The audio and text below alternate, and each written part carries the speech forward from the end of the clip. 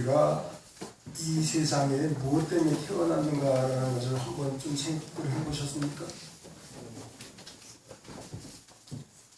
너무 바빠서 그런 생각을 못하신 분들도 계실 것이고, 스가의 자녀들, 손자, 손녀, 증손까지 모신 분들도 계실는지 모르겠습니다. 그런데 인생의 갈 길에 대하여 많이 아는 것 같아도 실질적으로 따지고 들어가면 하나도 모르고 사는 그런 사람들이 세상에 많이 있습니다. 그 중에서 저희들은 그래도 성경책을 통해서 하나님께서 세상을 만드셨고, 이 세상을 만드신 이 세상에서 악한 사단의 뱀을 통해서 죄를 짓게 만들고, 그 죄에서 건진받기 위해서 하나님의 아들이 이 세상에 오셨고, 그 하나님의 아들을 믿음으로 구원받는다, 여기까지는 대충 아십니다. 그런데 도대체 하늘나라라는 것이 무엇인지를 다 알지 못해요. 그래서 물어봅니다, 어떤 분한테. 하늘나라 가기를 뭐 하고 싶습니까? 이 건축업자는 그것에 가서도 건축업자 노릇을 하겠다고 그러고, 또 어떤 분은 하늘나라 가서 여행만 다니고 싶다고 그러고 그렇게 말을 해요.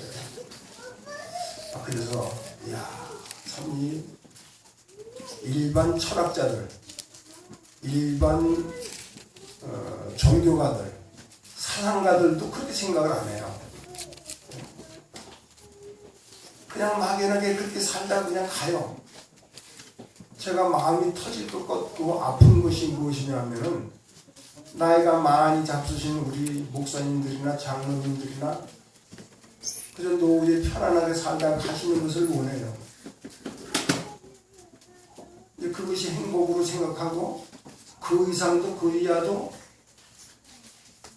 그러고 삽니다. 때가 되면은 아프면 죽겠지. 그래서 99세까지 팔팔하게 살다가 한 이틀 정도 아프다가 그냥 죽으면 좋겠다. 혹시 우리 할머니 그렇게 생각하세요? 네? 어떻게 생각하세요? 욕심입니다. 사람이 이 땅에 태어나서 갈 때쯤 되면은 우리 일반 유교에서 말하는 든지 기독교에서 말하든지 간에 계산서가 나옵니다. 우리 문대린 집사님한테도 계산서가 나올 거예요. 저한테도 계산서가 나와 있어요. 야 이놈아, 널 여태까지 태어나게 해줘서 잘 살게 해줬는데 너 어떻게 살았나 계산서 좀 보자. 그게 있단 말입니다. 그게 있기 때문에 반드시 회개라는 것이 필요합니다. 제가 임춘자 집사님 성남에 있을 적에 목사님으로 방문을 갔는데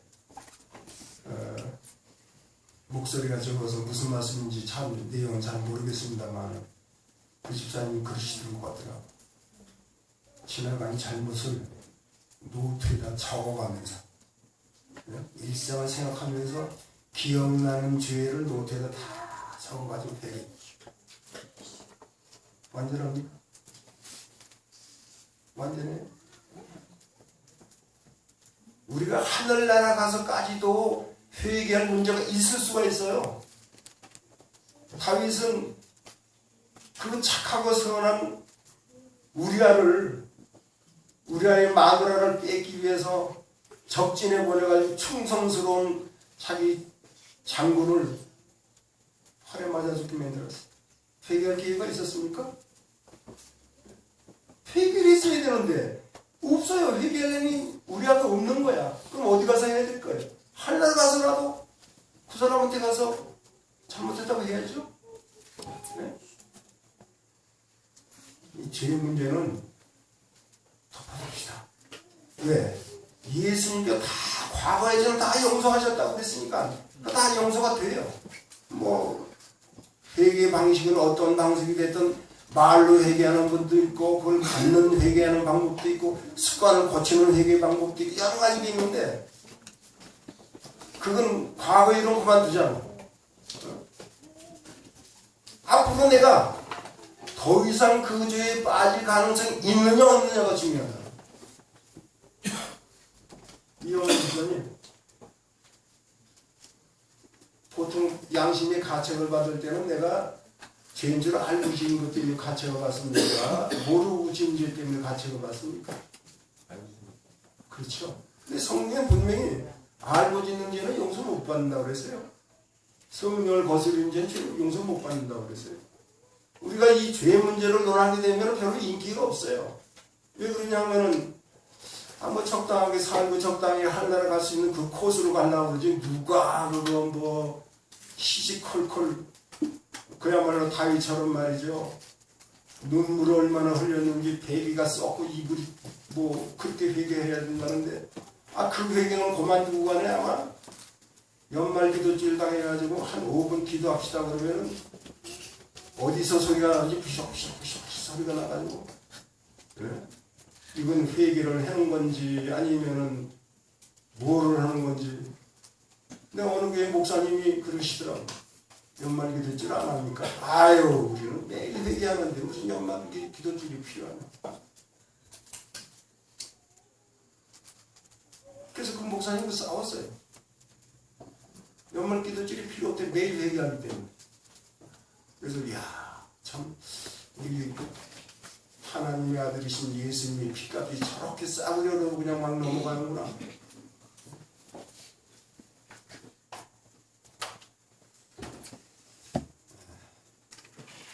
히브리서, 문대긴 집사님, 히브리서 가시셨죠? 문대긴 집사님?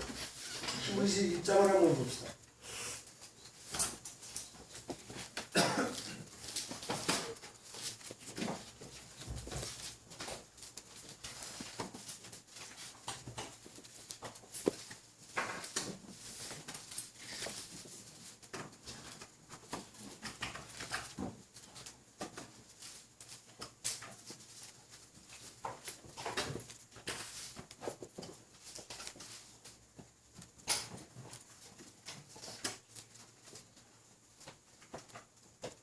문지금 집사님 13절 한번 읽어봐 주실래요?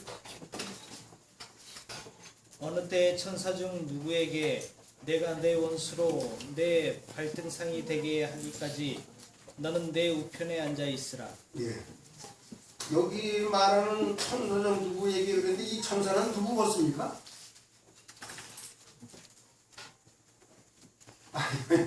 좀 성경에 조금 애매한 것 같은데 우리가 한번 보자고요. 누구 같아요?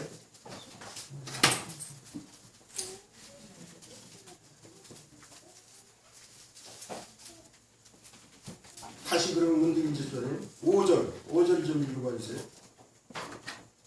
하나님께서 어느 때 천사 중 누구에게 너는 내 아들이라 오늘 내가 너를 낳았다 하셨으니 또다시 나는 그에게 아버지가 되고 그는 내게 아들이 되리라 하셨느냐. 자, 여기서 이분이 누구인 것 같습니까? 생각 안 해보셨어요? 구상의 장로님 어떻게 생각하세요? 네, 5절에 있는 천사는 그리스도 예수님을 나타낸 것 같고요. 네. 13절의 천사는 일반 천사를 나타낸 것 같아요. 그래요?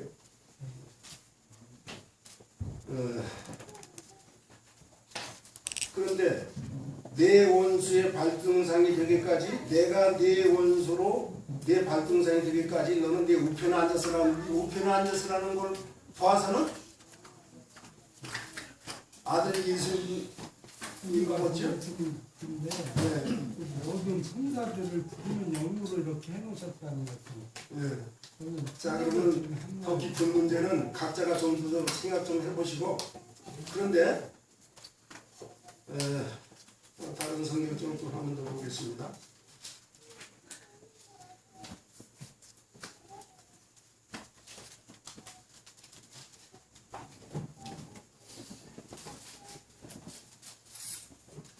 네. 8절 구상의 장로님 8절 한번 읽어봐 주세요. 아들에 관하여는 하나님이여 주의 보좌가 영영하며 주의 나라의 홀은 공평한 홀이니이다. 예. 아들에 관하여는 아버지 하나님께서 뭐라고 부르십니까 여기에? 아니 뭐라고 명칭을 하셨습니까? 아버지 하나님 아들 하나님한테 하나님이여 그랬죠? 우리가 아는 대로 하나님께서 예수님을 인간의 방식으로 낳는 식으로 낳았다는 것이 아닙니다. 천사중 누구에게 뭐라고 그럽니까?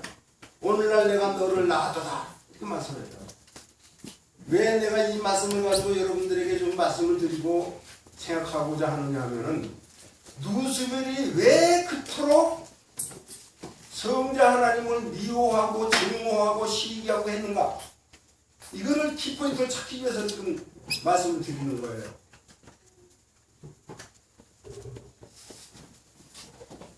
초기문집 145페이지 보면 하나님께서 그의 아들에게 우리의 모양대로 우리가 사람을 만들자고 말씀하셨을 때 사단은 예수님을 시기하였다. 그는 인간을 창조하는 일에 참여하기를 원하였지만 그렇게 되지 않았으므로 그의 마음은 시기와 질투와 증오로 가득 찼다. 그는 하늘에서 하나님 다음과는 가장 큰 존귀를 받고자 하였다. 초기문집에 나와 있는 말씀으로 봐서는 아버지 하나님까지는 인정을 한다는 얘기죠. 네? 다음 가는 자리를 원했어요. 다음 가는 자리는 누가 가지고 있습니까? 예수님이 가지고 계신 거예요. 그러니까 아버지 하나님까지는 지가 존경을 하고 싶은데 아들 하나님으로 오늘날 내가 너를 낳았도다라고 아들 하나님으로 인정해 주신 그분은 마귀가 인정할 수 없다. 성경에 보면은 예수는 또 다른 이름으로 나오는데 대군 미가엘, 천사장 미가엘로 나와요. 그리고 기쁜 소식을 전하는 가브리엘 천사가 나오고. 근데 여기 부조와 선지자 22쪽에 보면은 하나님께로 그의 모든 영광이 하나님께로 왔음에도 이 힘센 천사는 그것을 자기 자신의 소유인 양 생각하게 되었다. 하늘 무리들 중 최고의 영광을 누리면서도 그는 자기의 지위에 만족하지 않고 감히 창조주만이 받으실 수 있는 존경을 탐냈다. 제가 얼마 전에 이 말씀을 깨달고서 번개가 번쩍 내 머리를 치는 것 같았어요. 호세아 4장 6절을 보면 내 백성이 지식이 없어 망한다고 그랬는데 또 호세아 6장 3절에는 여호와를 힘써 알자고 그랬고 이사야 34장 16절에는 여호와의 책은 짝이 있다고 그랬는데 혹시 저기 구사희 장로님 성경 무슨 성경 가지고 계셔요?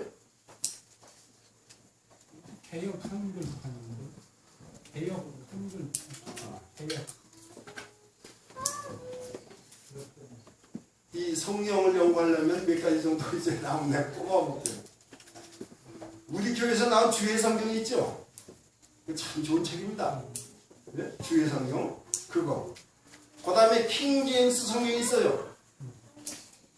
그거는 70인역으로 된 아주 좋은 책입니다. 그 다음에 국한문 성경책이 있어요. 왜냐하면 한글로 된 말이 이것이 무슨 뜻인지 알려면 한문을 꼭 봐야 돼. 그거 있어야죠. 그 다음에 천주교에서 또 어떻게 하나 보려고 천주교하고 합동을 지은 성경이 또 있어요. 그것만 가지고 되는 게 아니에요. 또는 성경 성구사전이 있어요. 우리가 그동안에 먹고 살기 힘들어가지고 그냥 성경책 하나 있으면 그 전에 저도 조그만 성경하고 찬미가 주물러 놓고 다녔어요. 근데 어떤 거 여기다 놓고 다니는 분들이 있어요. 이렇게 해가지고 하늘나라를 공짜로 어떻게 해보려고 하는 마음을 가졌다면 이 시간에 우리 회개 좀 합시다. 이 시간에 회개 좀 하려고. 남편은 부인에게, 부인은 남편에게, 자식들에게 진정으로 하나님께 나아갈 수 있는 방법에 대해서 우리 연구하고 자신을 살펴보자고요. 근데 제가 너무 내용이 방대한데 시간이 너무 많이 가기 때문에 다 말을 못하고 내가 성경 구절만 적은 대로만 말씀 좀 드리겠습니다. 에스겔 28장 12절에 보면은 너는 완전한 인이었다 그랬어요. 완전한 인이었다. 한글 성경으로 봐서는 이게 사람을 말하는 건지 뭘 말하는지 몰라. 그죠? 예? 민들린 집사님, 사람을 말하는지 뭘 말하는지 모르죠. 근데 한문 성경을 봐야만 여기 도장이야. 도장인자야. 하나님께서 이거는 완전하게 작품 중에서 최고 작품으로 완전하게 만들었다고 도장을 박을 만한 그런 존재였다. 누가? 누스벨이. 그 누스벨이라는 이름도 혹시 저 구상회장 누스벨이라는 이름이 성경에 어디 나옵니까? 성경에는 안 나왔죠. 예? 영어 성경에 나오는 거 알고 있어요. 그게 바로 킹제임스 성경에 네. 이사야서에 나와 있는데 거기 나와요. 새벽별 루시퍼야 그게 나와요. 그러니까 우리가 예언의 신은 루스벨이라는 얘기는 많이 나오는데 성경은 우리 다른 분들이 루스퍼란 말이 어디 성경 어디 있느냐고. 그때에 하나님께서 루스벨을 창조하실 때 이걸 완전하게 만들었다. 완전하게. 루스벨이 그때 어떻게 했을까요? 아름답고 영화롭고 하나님의 호위무사 또는 하나님의 차지천문양으로 경호 담당 뭐 이렇게 하나님께 영광 돌리는 일 그런 일은 총괄 맡아서 받았던 그런 으뜸 천사였다는 거예요. 그런데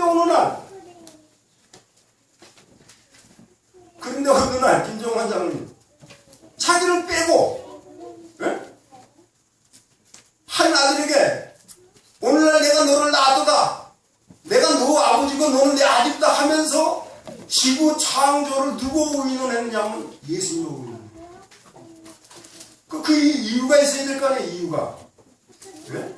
하나님께서 왜 그렇게 하셨는가? 우리가 생각해도 당연히 루스벨에게 그 일을 같이 하자고 할 가능성이 있는데 어찌해서 루스벨을 빼놓고 대군 미가엘이신 바로 예수님한테 그 얘기를 했는가?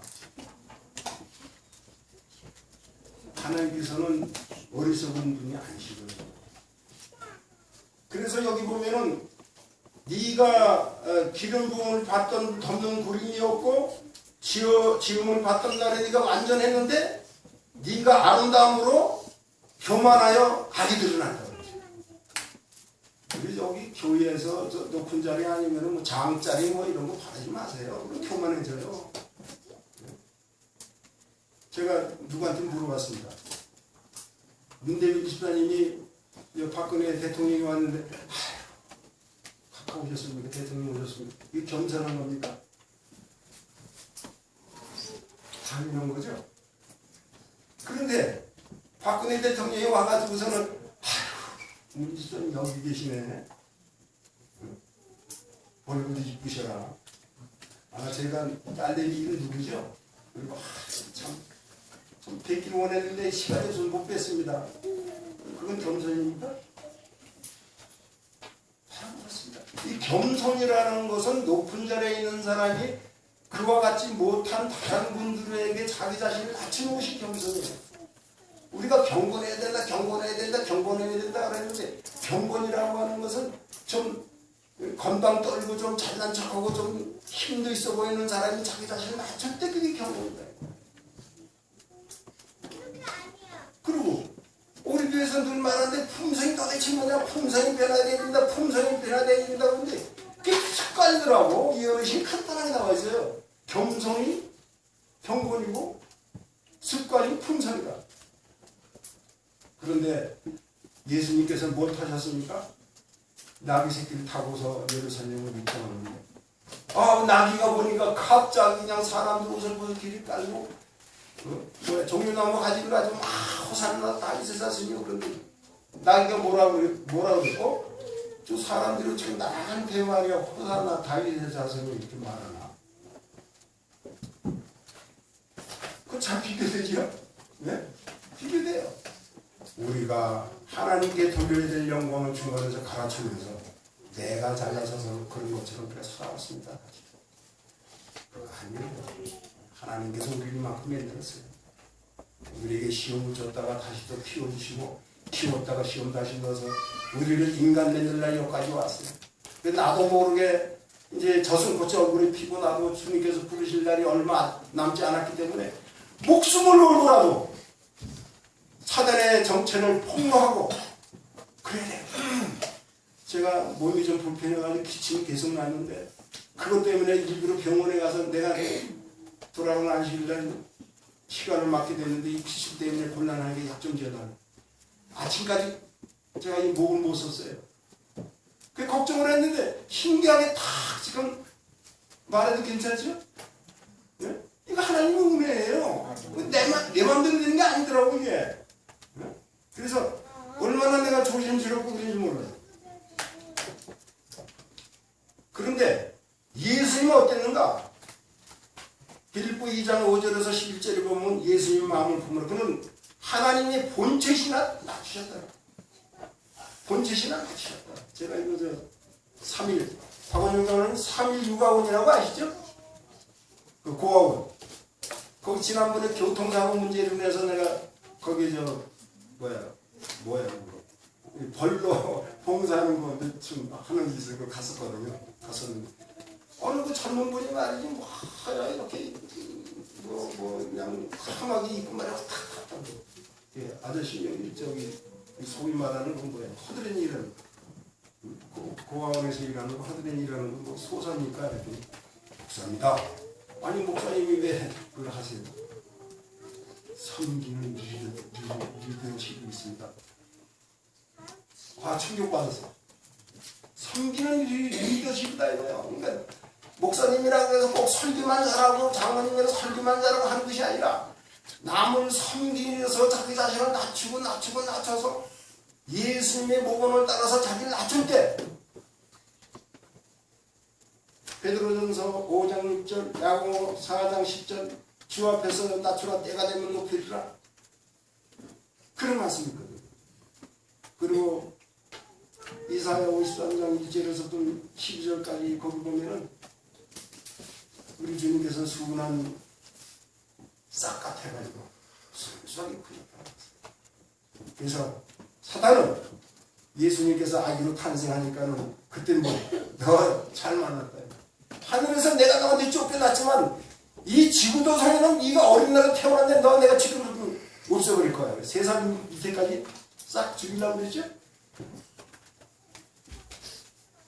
예수님께서 한마디도 그에게 대하여 반항하시는 것이 아니라 십자가의 틀을 밟으시면서 겸손의 그 길을 따라갔어요. 사탄이 다른 건 다 모방할 수 있어요. 예수님께서 재림하실 때 재림하는 모양도 모방한다고 그랬어요. 근데 문 집사님 사단이 모방할 수 없는 게 있다면 뭘까요? 겸손은 뭐예요? 겸손함으로 인해서 악의 세력을 끊고 위험이고 권지가 있고 당당한 그 누구에게 진정으로 하나님의 겸손하심이 영광의 빛을 받는다는 건 뭐예요? 그건 우리가 이해를 아직도 못하고 있습니다. 못하고 있어요.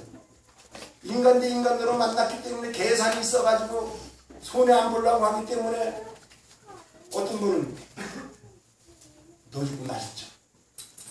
내가 왜 손해를 봐? 아직도 그걸 몰라요. 방향을 몰라. 그렇기 때문에 생각을 좀 바꿔야 됩니다. 하나님께서도 스스로를 낮추셔서 그것을 우리에게 모범을 보이셨어요. 제가 그동안에 성경을 많이 보느라고 봤는데 다 헛봤어요. 왜? 인간의 방법으로 보려고 그러니까 인간의 방법으로 있는 성경밖에 안 보이더라고. 그러나 이제 완전히 깨져서 그게 아니구나 하니까 아니 그 성경 가운데 그런 말씀 있잖아요. 그 저기 어떤 불의한 청지기가 주인의 그거 재산을 좀 어떻게 한다고 그러니까는 얼른 잘리려고 그러니까는 이 사람이 활로 빚쟁이 불러다가 너 당신 빚 얼마 줬어? 150 줬어. 근데 그걸 칭찬하셨다고. 네? 그거 이해가 됩니까? 이거 안 되잖아요. 근데 하나님은 이해가 안 되는 장사를 하라는 거예요. 이해가 안 되는 장사. 이해가 되는 장사는 너희들이 세상이야. 그러나 이해가 안 되는 세상은 하나님의 세상이라는 거예요. 오늘 우리에게 들려준 메시지가 새로운 것이 있다는 걸 생각하시고 또 다음 기회에 좋은 시간이 있으면 말씀을 드리고 오늘은 이 정도로 마치도록 하겠습니다.